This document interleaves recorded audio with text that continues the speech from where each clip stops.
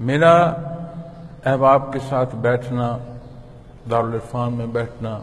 حضرت رحمۃ اللہ تعالیٰ علیہ قاسم فرزاد حضرت امیر مولانا اکرم امان رحمۃ اللہ تعالیٰ علیہ کی جگہ پر احباب سے بیٹھ کر بات کرنا، تو بے شمار مخلوق تشریف لاتی ہے، بے شمار سوالات ہوتے ہیں، باتیں ہوتی ہیں۔ تو ایک چیز جو میں نے محسوس کی کہ ہماری گفتگو میں شاید اگر کہا جائے تو ہم اس بات کو نہ مانیں، لیکن ایک پس پردہ انداز گفتگو میں ایک شکایت کا عنصر ہوتا ہے کہ بیماری ہے تو مجھے کیوں ہے، تکلیف ہے تو مجھے کیوں ہے، میرے معاملات میں پریشانی ہے اور یہ کیوں ہے، لوگوں کی تو اس طرح نہیں ہے۔ چونکہ ہر بندہ اپنا جو جس میں سے گزر رہا ہوتا ہے اسے صحیح طرح دیکھ رہا ہوتا ہے، اسے کیا معلوم کہ جو دوسرا بندہ جسے وہ دیکھ رہا ہے اس کے اسی طرح اندرونی حالات کیا ہیں۔ یہ ایک الگ موضوع اور الگ بحث ہے، لیکن اس میں سے جو نقطہ میں نے لیا اور چاہا کہ اس کی وضاحت ایک عام طور پر پیش کی جائے تاکہ ہمیں یہ خیال رہے کہ نادانستہ پر بھی جو تجاوز ہے دین سے وہ تجاوز ہی گردانا جائے گا۔ تو ہماری گفتگو میں جب ہم مسائل پر، تکالیف پر بات کر رہے ہوتے ہیں تو ایک شکایت کا عنصر ہوتا ہے، اور دنیا کے معاملات میں اگر آپ دیکھیں، قضاء کو دیکھیں تو اس سے متعلق دو حصے بیان آتے ہیں کہ ایک قضاء معلق ہے، ایک قضاء مبرم ہے۔ اب قضاء معلق ساری کی ساری کا جو تعلق ہے وہ اس پر آتا ہے جو ہمارے معاملات ہوتے ہیں۔ پھر جو حصے اللہ رب العالمین نے کلام ذاتی میں بیان فرمائے، اقوام سابقہ کے حالات بیان فرمائے، ان کے کردار بیان فرمائے، ان کی طرف انبیاء اور رسول کا مبعوث ہونا بیان فرمایا، ان تک حق پہنچانے کی تدبیر، سارے حصے اور بڑی وضاحت سے بیان فرمائے۔ پھر جس طرح کا انہوں نے کردار ادا کیا اس طرح کے حالات جو ہیں وہ انہوں نے نتائج میں دیکھے۔ ایسا بھی ہوا کہ پوری قوم غرق ہوئی، ایسا بھی ہوا کہ ان اقوام میں سے کچھ لوگ قوم میں سے ایسے تھے جنہوں نے حق اور سچ کو مانا، اور اس طرح کی سزا یا جو عذاب ان پر نازل ہوا اس میں سے وہ محفوظ ہو کر محفوظ مقام کی طرف چلے گئے، باقی جو ہیں انہوں نے سزا بھگتی۔ تو اس سارے پہرے پر بات کرتے آئے ہوئے جو میرا مقصد تھا وہ یہ تھا کہ یہ چیز عرض کروں کہ بے شک دنیا میں جو زندگی ہے یہ عوارضات کے ساتھ منسلک ہے، عوارضات حیات انسانی کے ساتھ منسلک ہیں، اور انہی کے ہوتے ہوئے دین اسلام پر عمل پیرا ہو کر بندگی کے حصے جو ہیں ان کی تکمیل کے لیے کوشش کرتے رہنا ہے، اور یہی تعلیم جو ہے وہ نبی کریم صلی اللہ علیہ وسلم کی ذات اقدس سے ہمیں نصیب ہوئی۔ اور نہ صرف اس حیات کے حصے بیان فرمائے گئے ہیں بلکہ حیات وہ جو ابدی ہے جو ہمیشہ رہنے، اس پر بھی جو معاملات پیش آئیں گے وہ بھی بڑے تفصیل سے قرآن مجید میں اور حدیث مبارکہ میں بیان فرما دیے گئے۔ اب ہم یہ غور نہیں کرتے کہ جو میرے معاملات ہیں وہ ہیں کیا۔ اب ایک بندہ آگ جلا کر اس میں ہاتھ رکھ رہا ہے اور اس شکایت کر رہا ہو کہ جو آگ میرا ہاتھ جلا رہی ہے، تو اس پر سوچ جو آئے گی وہ کیا آئے گی کہ میاں تجھے دیکھنے کی ضرورت ہے کہ تیری ذہنی استعداد درست ہے، کیونکہ آگ کا کام تو جلانا ہے اور تو نے آگ جلا کر اس میں ہاتھ رکھنے کی کوشش کر رہے ہو، پھر یہ شکایت کاہے کو کرتے ہو کہ میرا ہاتھ جل رہا۔ تو اس ضمن میں نے پچھلے جمعۃ المبارک میں جو آیا کریمہ میں نے ابھی تلاوت کی ہے، بعد میں اس کی تفسیر بیان کرتے ہوئے یہ چیزیں عرض کی تھیں کہ اللہ رب العالمین نے انسان جسے اشرف المخلوق بنایا، یہ اس عالم خلق کا ایک محور ہے، ایک نقطہ ہے جس کے گرد حیات جو ہے وہ ساری اس کے گرد گردش کر رہی ہے، اور اس کو آپ اپنی گرد و پیش میں دیکھیں۔ جو جاندار زمین پر بستی ہیں، کتنے ایسے ہیں جو زیر زمین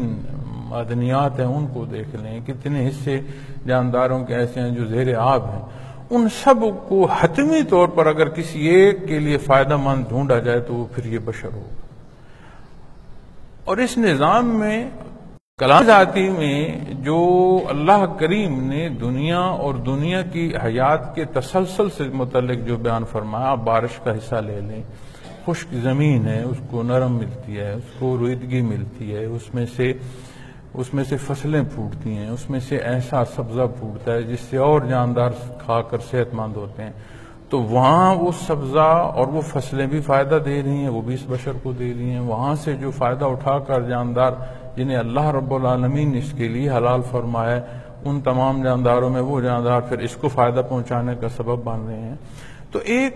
ایک ایسا دائرہ ہے جو اس حیات انسانی کے گرد ہے اور اس کی ضروریات کی تکمیل کر رہا ہے، اس کی خدمت پر معمور ہے۔ اب سارا نظام کی مرکزیت حیات کی جب انسان ہے تو جو پہلو حیات کا یہ اختیار کرے گا تو لا محالہ وہ حصہ جو ہے وہ اس عالم خلق کے حصوں پر اثر انداز ہوگا، اور بالکل ایسے ہی جیسے سردی ہو تو سردی محسوس ہوتی ہے، گرمی ہو تو وجود گرمی محسوس کرتا ہے، اسی طرح جو کردار ہے انسان کا، جس طرح کا یہ کردار ہوتا ہے اس طرح کے اثرات مرتب ہوتے ہیں، اور ان وہ اثرات جو ہیں وہ پورے معاشرے پر اثر انداز ہوتے چلے جاتے ہیں۔ میں نے ایک دفعہ پہلے بھی کسی بیان میں یہ واقعہ عرض کیا تھا کہ حضرت عمر فاروق رضی اللہ تعالی عنہ انتہائی زخمی تھے، آپ پر جب حملہ ہوا تو حضرت علی کرم وجہ الکریم ایک مدینہ منورہ کے مضافات میں ایک جراح کے پاس پہنچے، اور وہ جراح یہودی تھا، مشہور جراح تھا کہ جو زخم ہے امیر المومنین کے لیے تاکہ انہیں اس جراح سے علاج کرایا جا سکے۔ تو جب آپ وہاں پہنچے تو اسے ساتھ لینے کو آپ نے فرمایا کہ ساتھ چلیں، اور امیر المومنین زخمی ہیں، تو اس نے استدعا کی کہ مجھے اجازت دیں میں اپنا جو سامان اور اپنی سواری تیار کر لوں۔ تو انہوں نے فرمایا کہ جتنی دیر تم نے سواری کے لیے تیاری میں لگانی ہے اتنا وقت ہمارے پاس نہیں ہے، آپ سامان اٹھائیں اور میرے ساتھ بیٹھ جائیں۔ تو وہ حضرت علی کرم وجہ الکریم کے ساتھ سوار ہو گیا جراح۔ تو جب آپ مدینہ منورہ کے بالکل قریب پہنچے تو آپ نے گھوڑا جو ہے وہ روک لیا، اور روک کر اسے فرمایا کہ آپ واپس جا سکتے ہیں، میری مجبوری ہے کہ مجھے انتظام و انصرام کے لیے جانا ہے، میں واپس چھوڑنے کے لیے میرے پاس فرصت نہیں ہے، تو آپ واپس جا سکتے ہیں، اب آپ کی ضرورت نہیں رہی۔ تو انہوں نے سوال کیا، اس جراح نے سوال کیا کہ مجھے سمجھ نہیں آئی، ایک تو آپ کو اتنی جلدی تھی مجھے لانے کی کہ مجھے سواری نہیں تیار کرنے دی، اور اب دوسری بات کہ ہم مدینہ منورہ پہنچے ہی نہیں، نہ ہمیں کوئی خبر ملی مدینہ منورہ سے، اور آپ مجھے راستے میں اتار رہے ہیں کہ اب تمہاری ضرورت نہیں۔ تو حضرت علی کرم وجہ الکریم نے فرمایا کہ یہ سامنے زمین دیکھ رہے ہو؟ کہاں دیکھ رہا ہوں۔ ان کا اس زمین میں جو جانور ہیں یہ دیکھیں، ان کا دیکھیں اس فصل میں جانور ہیں۔ تو انہوں نے فرمایا کہ یہ زمین کا مالک اور ہے اور ان جانوروں کا مالک اور ہے۔ اگر امیر المومنین حضرت عمر فاروق رضی اللہ تعالیٰ عنہ حیات ہوتے تو ان جانوروں کی جرت نہیں تھی کہ یہ دوسرے کی زمین میں داخل ہوتے۔ اب اس درجے کے اثرات پورے معاشرے پر جو ہیں وہ اثر کرتے ہیں۔ اب اس جانور کو جب انسان بھی کوئی غلطی کہتا ہے نا تو اس کو جانور تب کہہ دیتے ہیں کہ یہ سمجھ سے کام نہیں لے رہا، ناسمجھی کی بات کر، تو وہ تو ہے ہی جانور جو چل رہے تھے۔ کس نے انہیں بتایا کہ اس زمین کا مالک اور ہے اور تمہاری جو حد ہے وہ وہاں تک نہیں ہے، اس سے پہلے تمہاری حد ختم ہو جائے۔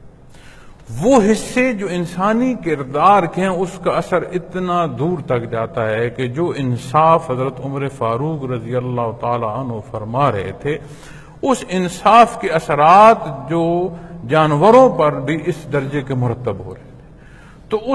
اس موقع کو اس یہودی جراح نے لکھ لیا اس وقت کو، اور پھر بعد میں اس نے تصدیق کی کہ جب اس نے کہ وہی وقت تھا جب حضرت عمر فاروق رضی اللہ تعالیٰ عنہ نے دنیا سے پردہ فرمایا اور آپ شہید ہو گئے، تو اس بات پر وہ ایمان لے آیا۔ اسی طرح بے شمار اور واقعات ہیں جو اس حوالے سے ملتے ہیں۔ حضرت عمر فاروق رضی اللہ تعالیٰ عنہ کی ذات کے حوالے سے بھی ملتا ہے ایک مزید کے زلزلہ آیا تو آپ کے ہاتھ میں درہ تھا، آپ نے زمین پر درہ مار کر اس کو مخاطب کیا کہ تو کیوں کانپتی ہے، کیا تیرے اوپر بے انصافی ہو رہی؟ اور یقین مانے تب سے لے کر آج تک اعلیٰ کتنی حیات کے اور کتنے زمانے بدلے، کتنی حکومتیں بدلی، کتنی زیادتیوں، دوبارہ زمین جرت نہیں ہوئی اس جگہ پر ہلی۔ تو آپ نے مخاطب فرما کر کہا تھا۔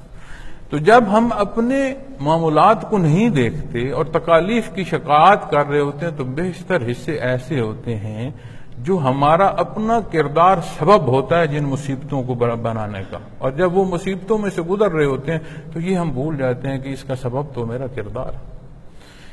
اس ساری خرابی میں جو میرا حصہ ہے میں نے وہ بھی تو نہیں نکالا، تو پھر شکایت کرتے ہیں۔ اور اللہ کریم بندگی کی اس نزاکت کو سمجھنے کی توفیق عطا فرمائے کہ جب ہم اللہ رب العالمین کی طرف دیکھتے ہیں تو وہ مالک ہے، ہم مخلوق ہیں۔ ہم اپنے کسی بڑے کی حیثیت سے اپنا رشتے کا جو امتزاج ہے اسے دیکھ رہے ہوتے ہیں کہ اس بات پر وہ ناراض ہے، اس کی اس بات پر میں ناراض ہوں۔ یہ وہ حصہ تجاوز کا ہے کہ اللہ معاف فرمائے کہ یہ اپنی حدود سے باہر نکلنے کی بات ہے۔ اللہ جل شانہ کی ذات بہت بلند ہے، اور جن حدوں تک نبی کریم صلی اللہ علیہ وسلم نے بیان فرمایا ان حدوں تک رہنا چاہیے،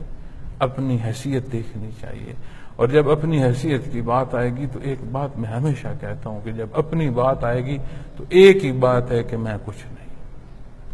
ہے کیا جو کچھ ہے وہ اللہ کی ذات ہے۔ ہم کمزور ہیں، گناہ گار ہیں، اللہ رب العالمین یہ نزاکتیں ہمیں اس کی سمجھ عطا فرمائے تاکہ ہماری معمولات میں ایسی باتیں نہ ہو جائیں جو کل اس کے حضور جا کر جن کا جواب دینا ہوگا تو جگہ مشکل ہے، جواب مشکل ہے۔